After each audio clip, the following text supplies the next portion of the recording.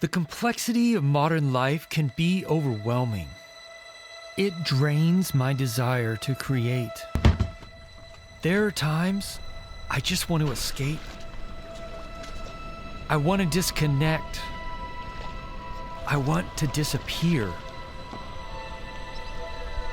I want to go on a journey to get lost. I want to get lost so that I can find that thing. So that I can rediscover that one thing. The thing that inspires me.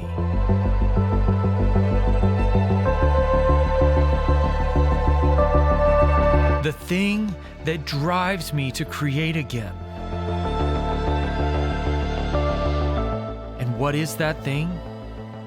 What is that one thing? Wonder. The wonder of discovering something new. The wonder of experiencing something amazing. The wonder of seeing something incredible.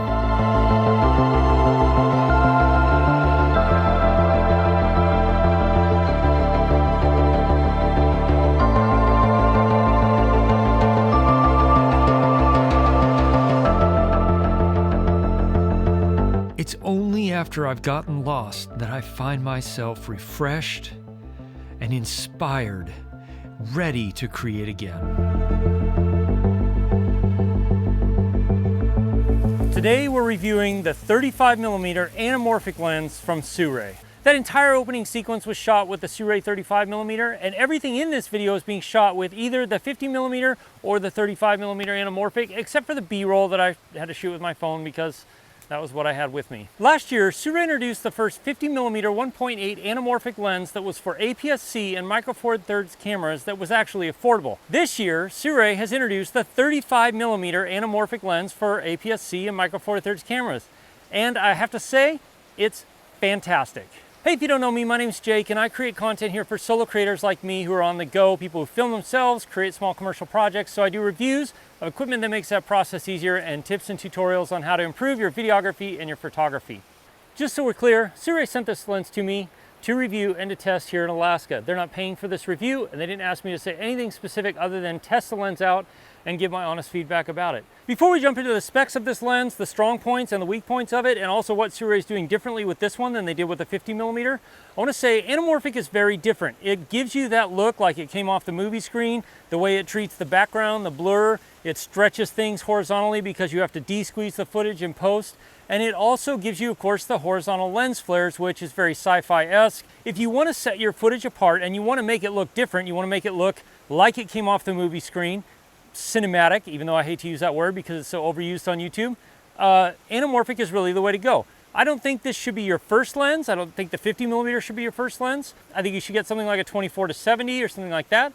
But if you're going to be doing a lot of filmmaking, especially indie filmmaking, then these lenses are fantastic. And not only that, they're affordable compared to what a normal anamorphic lens would cost, which would be thousands or tens of thousands of dollars. Let's talk about some of the strong points of this lens. One, it is very well built. Just like the 50mm, it's all metal and glass. There's no plastic on it really at all. Everything feels good.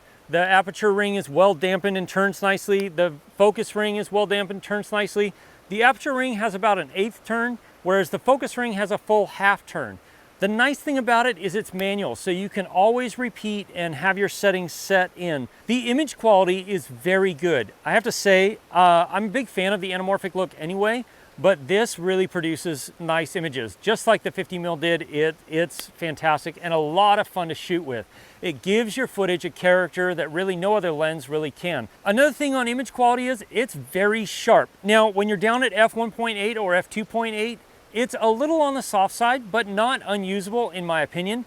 As soon as you get to f4, it gets very sharp, and I mean incredibly sharp, just like the 50mm, and it's sharp all the way up to f16, which is the most you can stop down your aperture with this lens. It does a very good job with the out of focus areas, the out of focus rendering, the bokeh in the background. I really like it. I feel like it's pretty smooth and pretty nice. I like the character that it gives to the footage, especially when you're using pinpoints of light or something behind you.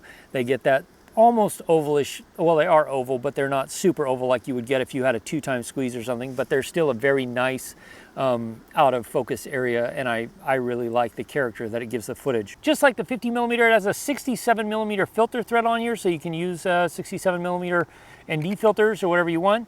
Another great point with this lens is that I thought when they were going to introduce a wider field of view anamorphic, it would be considerably larger.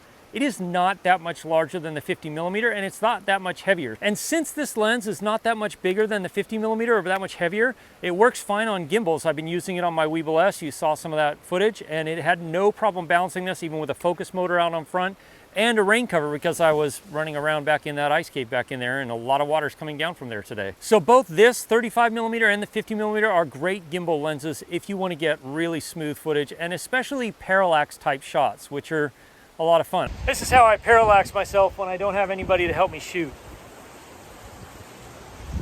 Now we're going to talk about a couple of the downsides, because there are a few. It is not a weather sealed lens, so you need to be aware of that. Like when I was going into the glacier ice caves, I made sure I had it covered and wrapped up so that no moisture could get into it.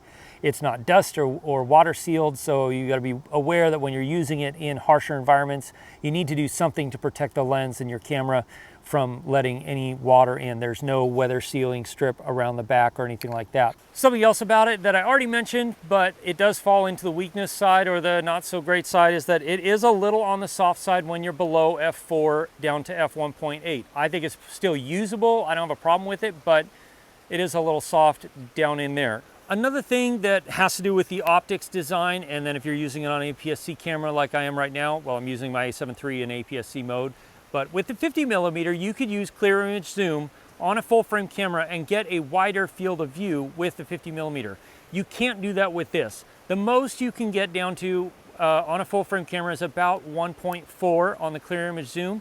So this really is an APS-C lens. You have to use basically 1.5 times crop. But even at 1.5 times crop, you get a wider field of view than you do with the 50mm at 1.3 times crop. So it's really nice. I really enjoyed shooting with it. It does great in big cinematic locations like this.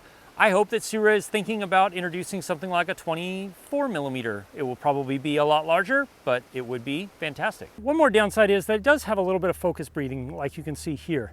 It's not terrible, but there is some, and you need to be aware of it. It's probably a little bit more than the 50mm has, but not much. So you're just losing or gaining a couple of millimeters here and there. Now let's talk about some of the things that Sirui is doing differently with this lens than they did with a 50mm. One, you got this nice little baggie. I think I might have gotten this with a 50mm, but I don't remember. Keeps the lens nice and safe and clean. But the thing that I'm really excited about is these gears that they're including. 2 gears, one for the aperture ring and one for the focus ring, so that you can use this with focus motors on your gimbal or something like that to pull focus and to change the aperture while you're on the gimbal. And it really does well on a gimbal.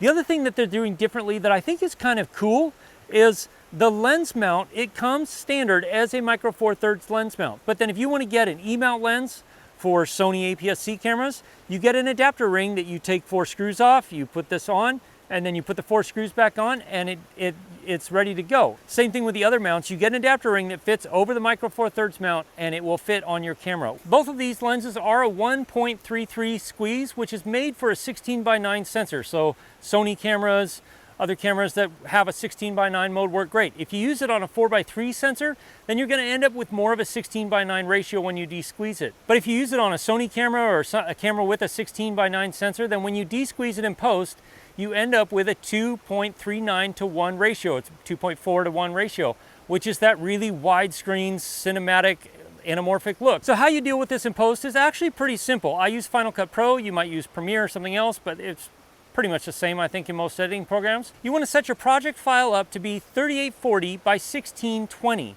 instead of 3840 by 2160. That is about the right aspect ratio for anamorphic footage for a 4K image. Drop the footage in your timeline, and then you want to go over to the inspector and change the width to 133%.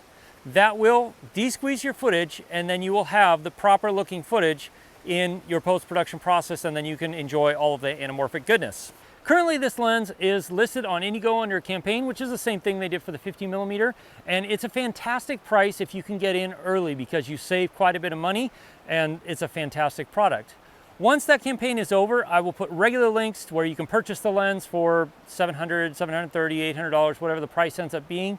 Those will be affiliate links and they'll help me out, which I really appreciate. You definitely want to jump on the Indegogo campaign and get it now while you can get it for a low price, because last time they sold out extremely quickly. And I've yet to hear somebody say that they really don't like these lenses. If you want to know more about other lenses that are fantastic for Sony cameras, click or tap right there. I put together a short playlist. If you have questions, ask me in the comments below, or join my live stream Wednesday night, 4 p.m. Alaska or 8 p.m. Eastern time. I'll see you again soon in the next video. Cheers.